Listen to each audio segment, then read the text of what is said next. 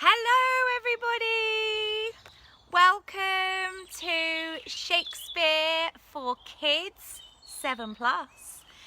You can see that I am live from my garden again. I'm sitting in my little egg chair, and if I turn this a little bit you can see my beautiful garden.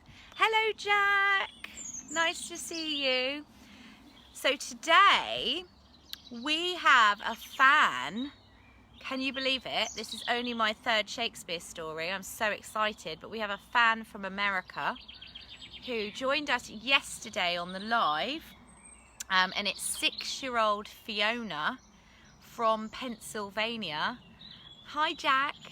And I was talking to her mum last night and I said, would you like to get Fiona to choose today's Shakespeare story for kids? And she has chosen Twelfth Night. Great story. So I just wanted to say hello to Fiona in Pennsylvania. Welcome to Cherry Blossom Art's Daily Shakespeare Stories for Kids. I'm really thrilled to hear that we've got somebody joining us from America. This is amazing. So yes, everybody get yourselves a glass of water or a cup of tea or whatever you want, something nice and refreshing. Sit back, relax, and I'm going to take you on a journey to Illyria in this Shakespeare story, Twelfth Night, dedicated to Fiona from Pennsylvania. So as before, there is a cast list, and I always think it's nice to show you the cast list because they've done these really funky drawings. So if you just have a little look at that. I'll let you have a look first and then I'll go through the characters.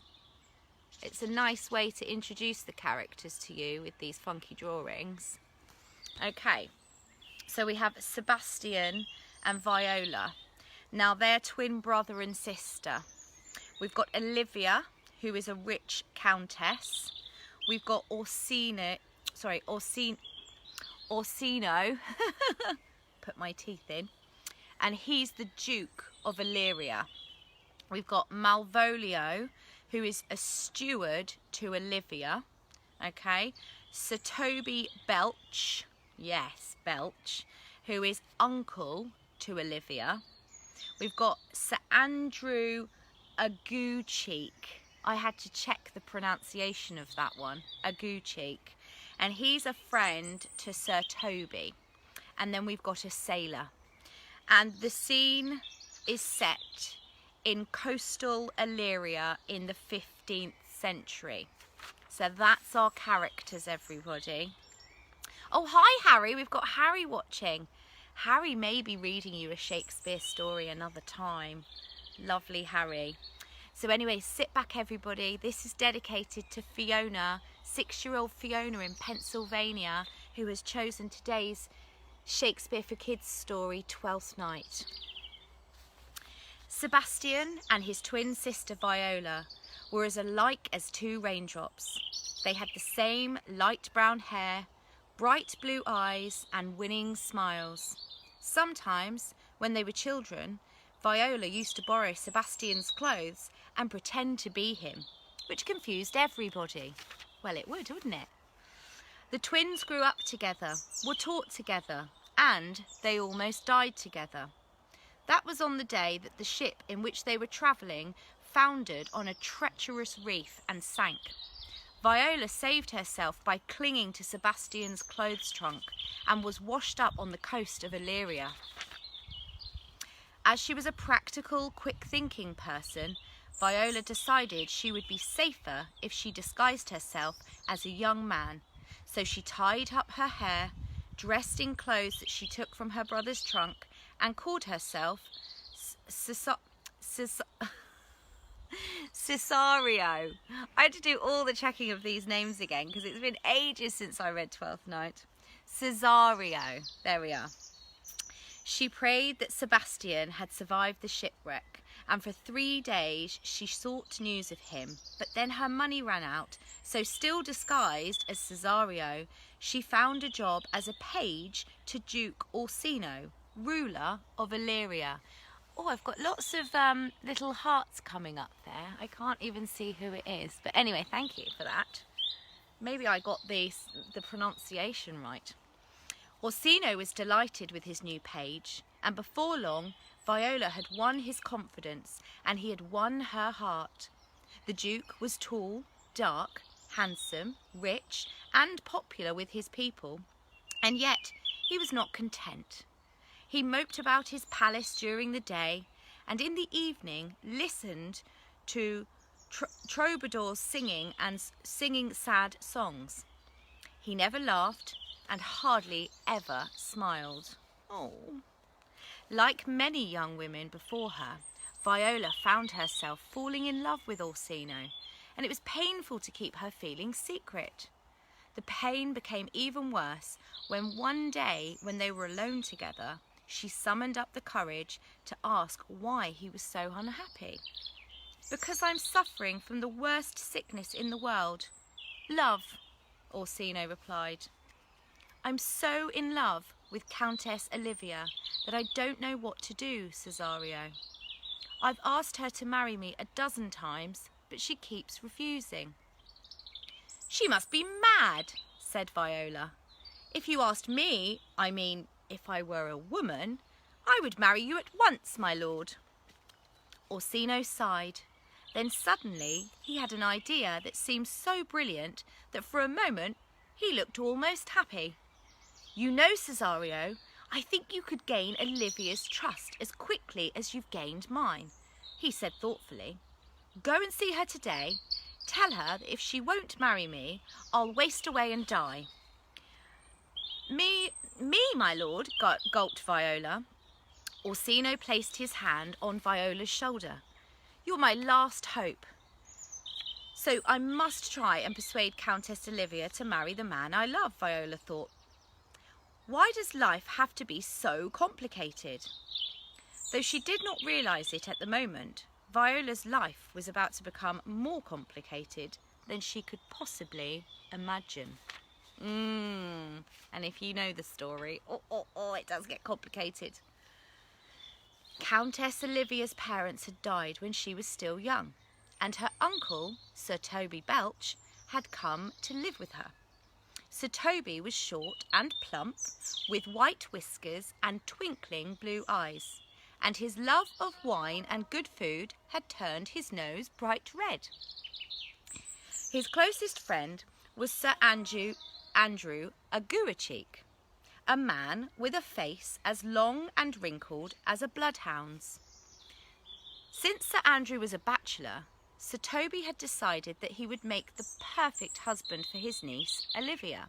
However, Olivia's steward, Malvolio, protected her from all unwanted suitors, including Sir Andrew. On the day that Orsino sent Viola to plead with Olivia, Sir Toby and Sir Andrew were plotting together in the library of Olivia's house. "Oh, hi, Sam!" "If I could only be alone with her for 5 minutes," Sir Andrew grumbled. "But Malvolio will not let me see her. He won't even give her my letters." "My niece has given him far too much control of her affairs, and it's gone to his head," grumbled Sir Toby.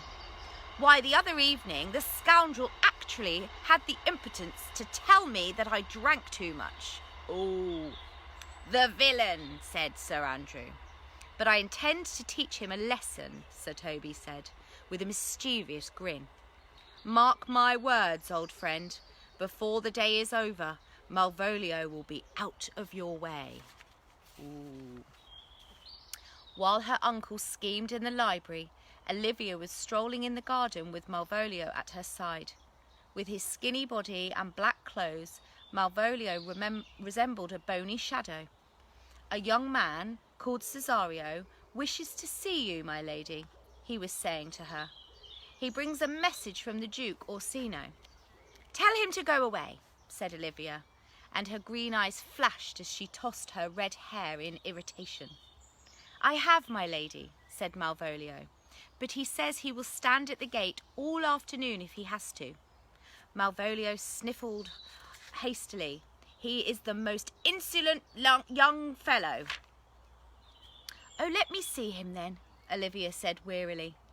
Perhaps when he hears my reply, Orsino will finally abandon all hope of marrying me.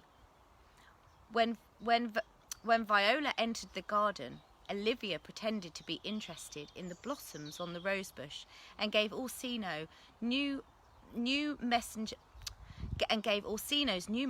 no more than a glance. "Sweet lady," said Viola, "now I see how beautiful you are. I understand why my master is so in love with you." Olivia, who hated flattery of any kind, snorted scornfully. "Beautiful?" she said. "I have 2 eyes, a nose, and a mouth like everybody else, and that's what you mean?" "Ah, so you are proud as well as lovely," said Viola. "It's a pity that the Duke loves a lady with such a hard heart." Hi, Mark. I hope you've got all your kids watching, or all your grandkids or all that. Like I said yesterday, this is Shakespeare for kids, but it can also be for adults. "Orsino doesn't really love me," Olivia declared. "He's just in love with the idea of being in love with me. Go and tell him I cannot make myself love him just because he wants me to."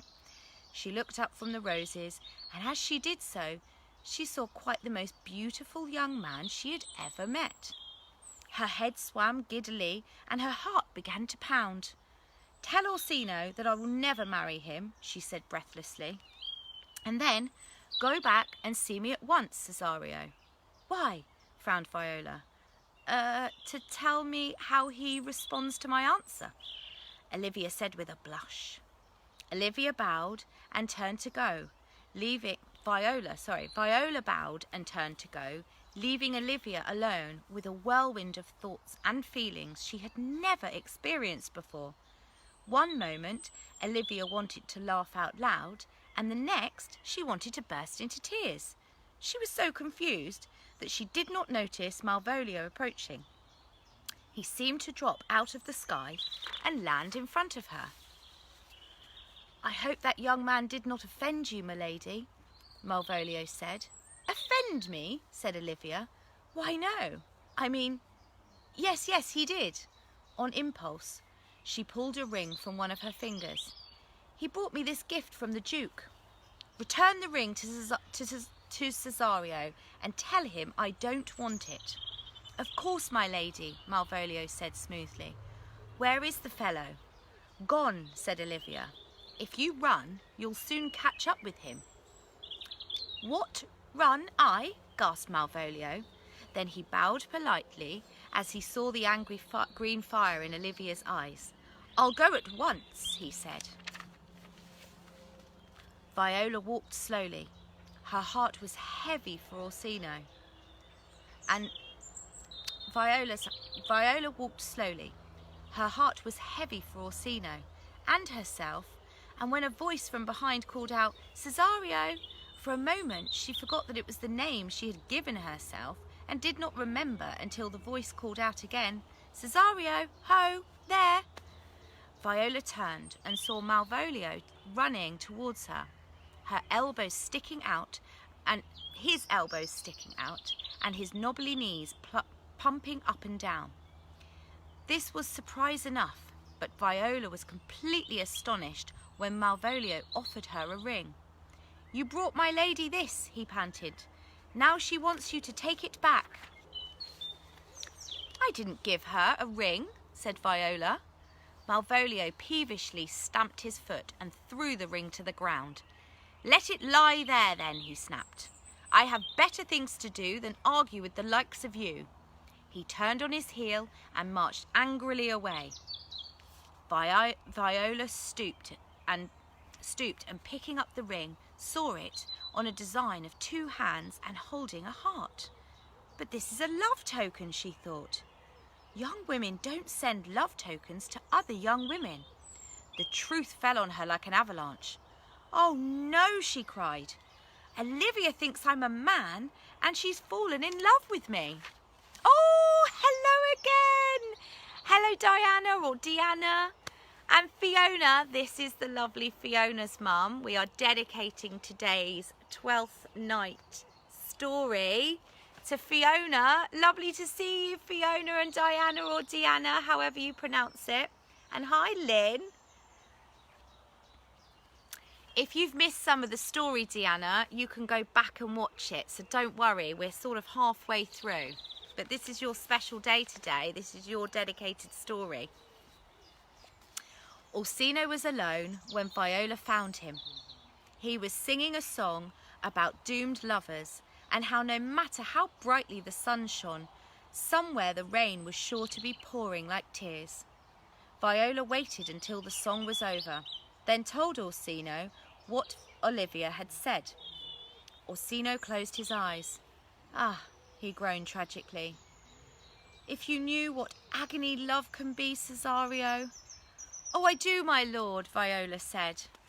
Orsino unpinned a brooch from his doublet and handed it to Viola. "Then go to Olivia again," he said. "Give her this brooch and tell her that even though she will not be my wife, my love will last as long as the diamonds that are set into it." Meanwhile, Malvolio had returned to the garden. Olivia was not there, but as he hurried towards the house to find her, he found a letter lying on the path and picked it up. "Why, this is my lady's handwriting," Malvolio murmured. "Since I am her steward and her business is my business, it is my duty to read it." He was so interested in the letter that he failed to see Sir Toby and Sir Andrew hidden in a bank of laurel bushes nearby. "To M, my dearest love," Malvolio read aloud. "Though you are my servant, you are master of my heart. Behold, and my hand is yours. If you love me, wear yellow tights, cross-gartered as a secret sign." Malvolio clutched the letter to his bosom. "Olivia loves me?" he burbled. "I must change into yellow tights at once." As soon as Malvolio was out of sight, the laurel bushes began to shake with laughter. "I knew it would work," Sir Toby told Sir Andrew. "I can imitate my niece's handwriting well enough to deceive anybody. Now all we have to do is—" "Hush," said Sir Andrew. "Someone is coming." Olivia and Viola were deep in conversation. They stopped in front of a bank of laurel bushes, and Viola said, "Then you have no new answer for the Duke?" "No," said Olivia, clutching Viola's hand. "But there are answers I would give to you, Cesario, if you would only ask me the questions." Viola gently took her hands away. "My lady, I am not all that I seem to be," she said tactfully. "But I love you," exclaimed Olivia. I've loved you from the first moment I set eyes on you." "You might as well love a dream," Viola said. "You must forget me, my lady," and she slipped away, leaving Olivia in tears. In the bushes, Sir Andrew quivered with rage. "That chit of a youth has stolen Olivia's love," he hissed. "After him," urged Sir Toby. "Challenge him to a duel. That should see him off." "A duel?" said Sir Andrew, alarmed. "He won't dare to fight you," said Sir Toby. "That Cesario is nothing but a puny milksop. He'll turn tail and run the moment you draw your sword." While Sir Andrew went to waylay Viola at the garden gate, Olivia stumbled towards the house. Her eyes filled with tears. "Oh, Cesario," she whispered, "I must see you again, if only for a second." Then she saw Malvolio walking towards her. He was wearing yellow tights, as bright as canaries, and his face was stretched into a ghastly smile. "Well met, my angel," he simpered. "Ooh." "Malvolio," said Olivia, "are you feeling quite well?" "Never better, my sweetness," Malvolio purred, stretching out his leg. "Have you noticed my yellow tights and cross garters?" "I could hardly miss them," Olivia replied. "I think the heat has made you feverish. Wouldn't you like to lie down?" "Yes," with you by my side, said Malvolio. Help! Cried Olivia.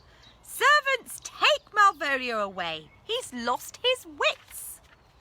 Meanwhile, Viola, relieved to be going back to her master, the Duke, suddenly found herself face to face with a furious Sir Andrew Aguacheek. Draw your sword, vile scoundrel, snarled Sir Andrew. My sword, Viola quailed. But why? So I can fight you, Sir Andrew said. Or are you a coward as well as a villain? Reluctantly, Viola reached for her sword with a trembling hand, and at the same moment, most fortunately, a loud voice shouted, Stop! A hefty sailor appeared through the gateway. If you harm one hair of this young man's head, he warned Sir Andrew, I'll carve you up like a joint of beef. Oh, said Sir Andrew, pale with fear. Oh, well, in that case, I think I'd better... And he ran away at an impressive speed. Viola felt weak with relief. How can I ever thank you, kind stranger, she said to the sailor. Stranger? Scowled the sailor. That's a fine thing to call the man who saved you from drowning and helped you to try and find your lost sister. I've been waiting for you at the inn down the road for the last 2 days, Sebastian. Sebastian? Gasped Viola. Then my brother is alive and well. Sebastian was alive and well, but totally bewildered. On his way to meet the sailor who had saved him, he happened to pass a fine house, out of which rushed a beautiful red-haired young woman. I knew you would come back, Cesario, she said, flinging her arms around him. We cannot live without each other. But my lady, Sebastian said. Call me Olivia, my dearest, said Olivia. Sebastian looked into Olivia's eyes.